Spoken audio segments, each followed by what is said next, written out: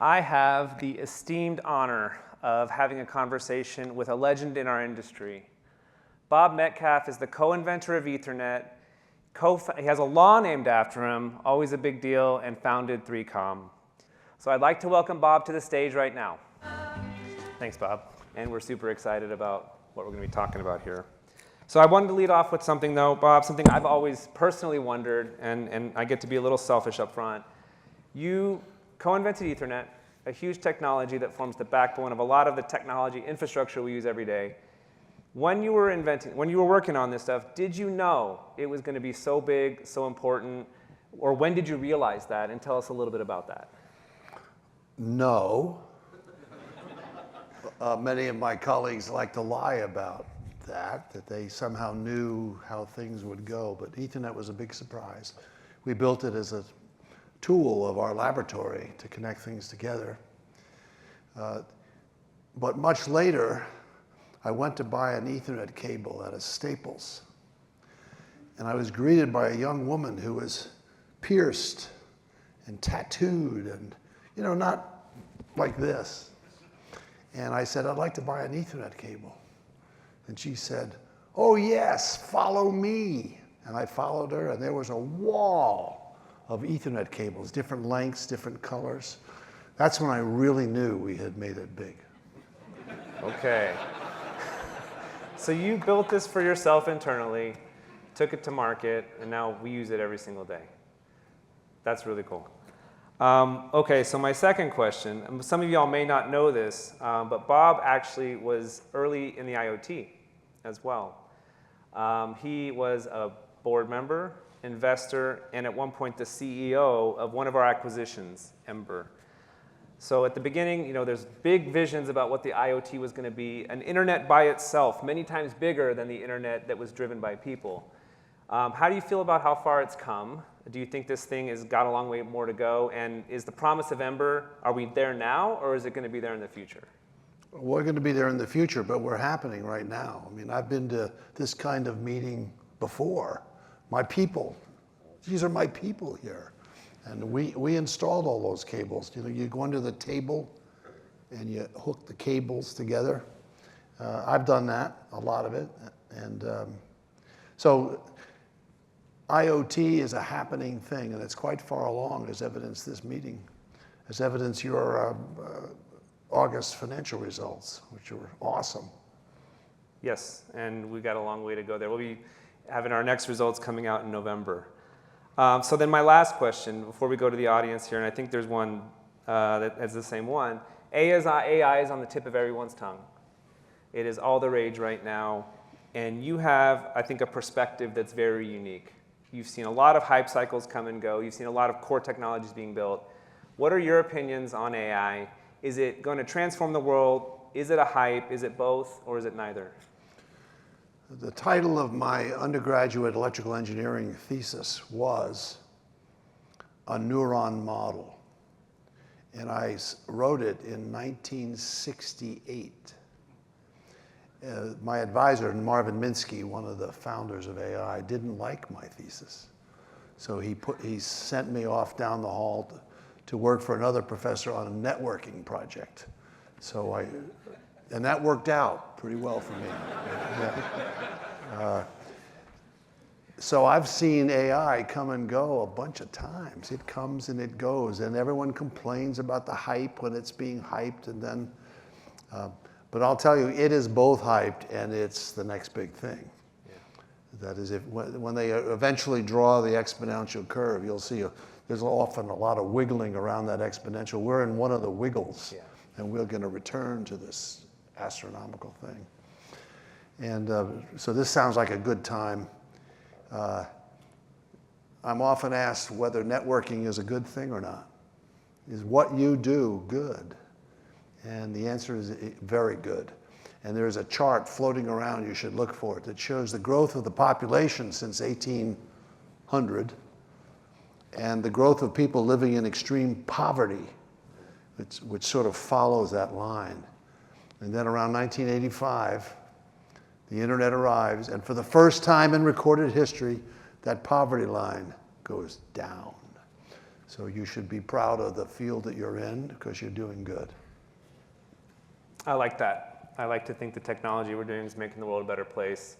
And it's good data to back Well, don't be that in up. doubt about that. The social networking, mess that we're in now, which is very serious, is noise on that exponential curve. I agree with that. So here's a question from the audience. Looking back, how do you view Metcalfe's law and how much it has helped advance a better understanding of the value of a network?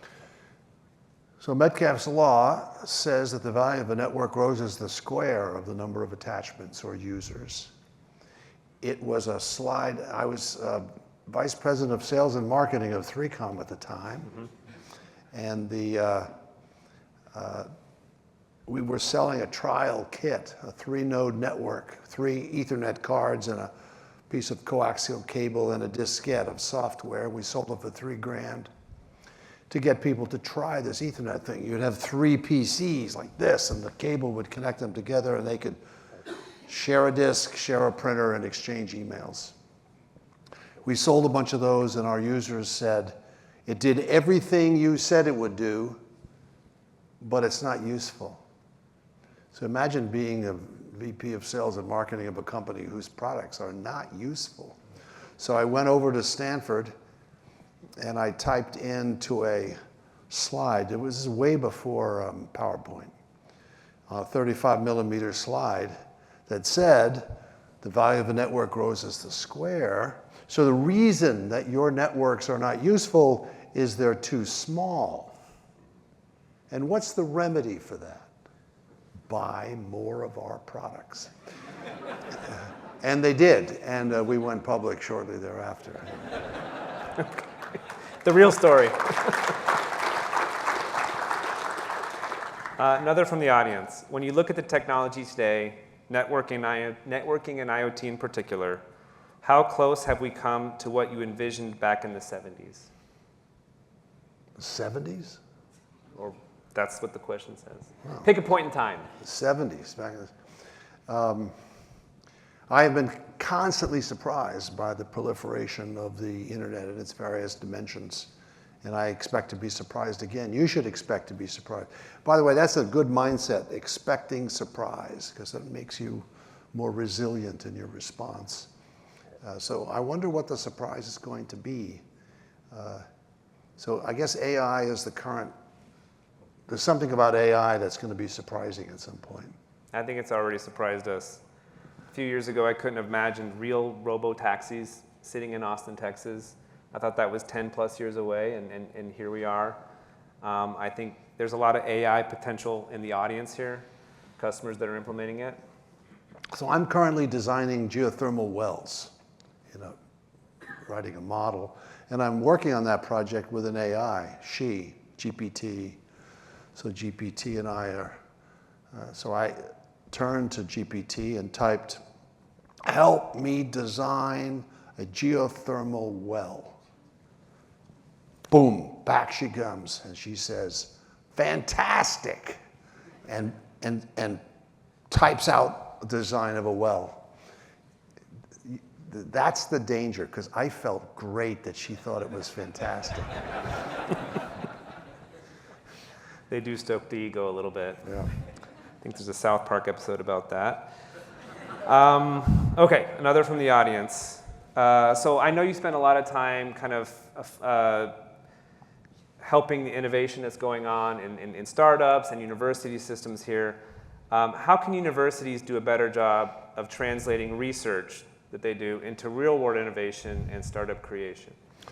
Well, I just spent 11 years at the University of Texas working on that very problem. And I also have experience with Stanford and MIT, who were very good at this comparatively.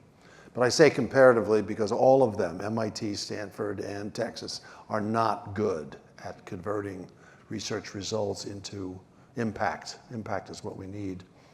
And part of it is confusion about what the goal is. The people in the licensing office think the goal is to raise enough money to pay their salaries. That's a very bad motive.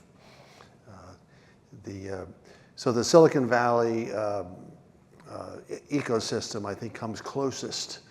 And it's connected to the Stanford licensing office, which, as I mentioned, is not very bad. So the principal difficulty is that lawyers at licensing offices take all the time in the world, but startups don't have time. They need to know whether they're going to get the money now, not a year from. Sometimes it takes a year to negotiate a license from a university.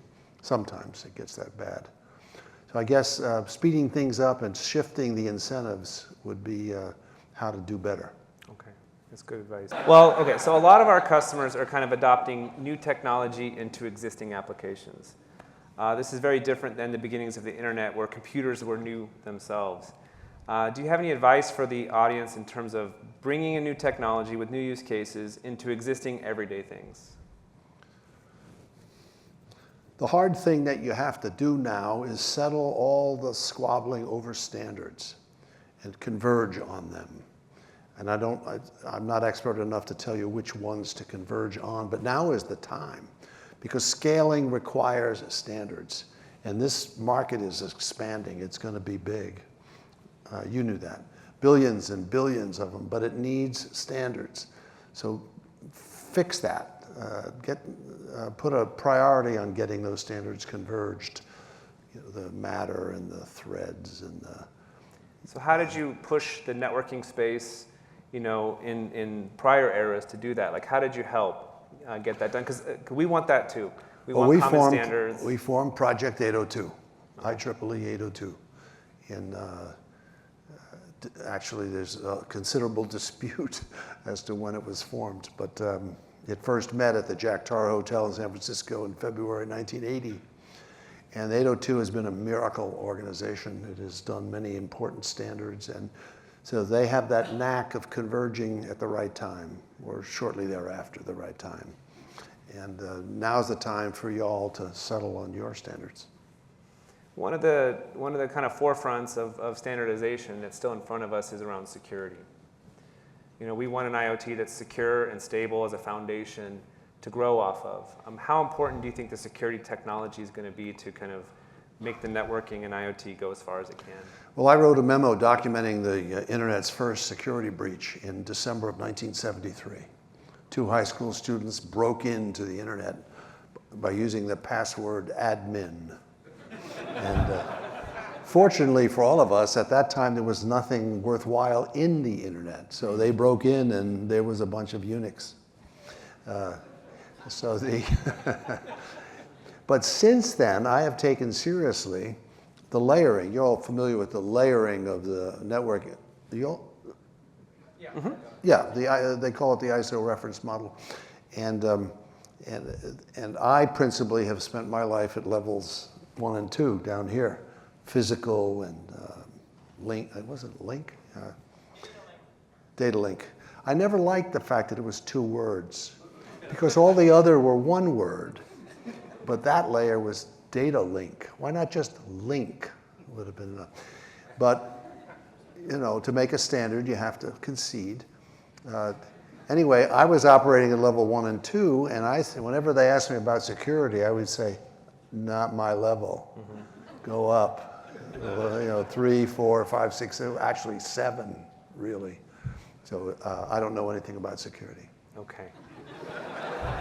It's a long way of saying. I love it. I'm going to employ that one. Okay, shifting gears for the role of government on this, and this is not one we prepared, so I'm gonna throw it out there for you now. AI is brand new and going 100 directions. And the question from the audience here is should AI be regulated by the government? If so, how much? And I'm wondering if you have any thoughts on that. Well, questions like this have occurred before. For example, one of the early pathologies of the connectivity internet was pornography. And the government got involved. The same question, how much should the government be involved in this? And they decided to pass a law, the Communications Decency Act of 1996.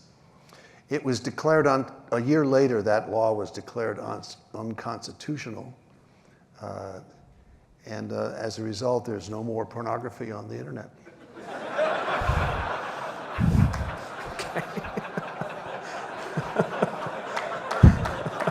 Okay.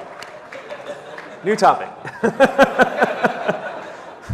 Okay, a question of standards versus non-standards. And I think I know where this The is going to main go. point of that lame joke was getting the government involved, which some people are, is dangerous. And the bad things are likely to happen. Now, there's probably a role for government, but generally you got to be really careful, get them involved in it. Full agreement on that one. This is another question from the audience here. It says, with your belief in standards, would walled garden networks be the enemy of progress? It's like, what is a walled garden network, like Facebook? Sure. Is Facebook the enemy? And I'm being a little facetious, but it's closed to the rest of the internet. You know, they let data out, only the data that they want. It's a networking. We made a on its own. mistake. We asked Facebook and Google and others to filter our news for us. And then they made a mistake. They did it. And the remedy is to get them out of their walled garden, get them out of the business of filtering our news. And we should filter our own news. I think we need to have an app for that, many apps for that, so that we don't have people in California filtering whatever their algorithm is. They shouldn't be doing it. We should be doing it ourselves. So let's have an app. I know you're out there. Let's have an app where you construct, drag and drop your filter network, and then it filters your news for you the way you want and not the way some mysterious person in California wants. Trying to advertise to you. Okay, this is from Casey. If you were a young engineer or founder today, which emerging technology would you bet on besides AI? You can't say AI. We know that's coming. Are there other emerging technologies? It doesn't have to be electronics. It doesn't. There's a lot of things going on outside of electronics. Well, the answer is genetic-based medical research. And tell us more. I think that we're going to cure a lot of diseases soon. I'm very optimistic. Right, so that would be an example of a place. I can't tell you what they're going to be, but I know they're coming, and we're going to be surprised by them. And so look for the big surprises and happy surprises on the development of let me just say, kind of personalized drugs. medicine. Personalized medicine. It's personal, and it'll be constant. We're going to need a network, a wireless network, to tie us to our doctors, so we'll be constantly monitored, and they'll detect things wrong with us way early. We need a wireless network to do this. I think I know someone who has one. Yeah. Do you have any chips handy? Maybe. Yeah. Okay. I heard one of the chips is called the 917. Yes. It sounds like a Porsche, doesn't it?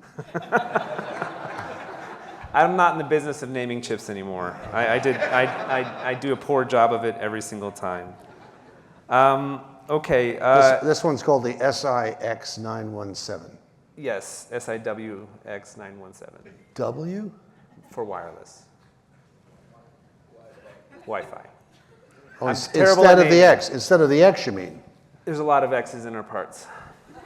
So you have both the X and the W? John, where are you? Our marketing. Can you explain our part numbering again? We're going to have to have LLM-based part numbers soon. Okay, so another university question. Your work with universities has had a huge success. How would you suggest we mentor younger technical generation of engineers and scientists? The best way to learn something is to teach it. And the best way to teach something is to build it. So I would recommend, to answer your question, a lot more building. I know that's how I learned most of my stuff, is building stuff. Just do it. And so MIT asked me in 1970 to put MIT on the internet, and I did that. And I used some. I had just graduated from MIT, and I was dying to use some digital electronics. And then, having done that, Xerox said, "Why don't you put us on the internet?" So I had learned how to make it smaller and better from the MIT experience. So by building, I learned how to be a digital designer and how to design networks and how to make bits go one at a time down a long wire. So more building. I fully agree. And I think there's never been an easier time to build. And I think the LLMs right in front of us are helping software, and it's going to help hardware too. I give that advice a lot when I get asked this question.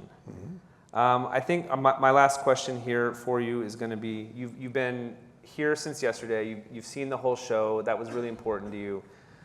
Besides get things standardized, which I'm fully behind, do you have any other observations that you've seen from the last day?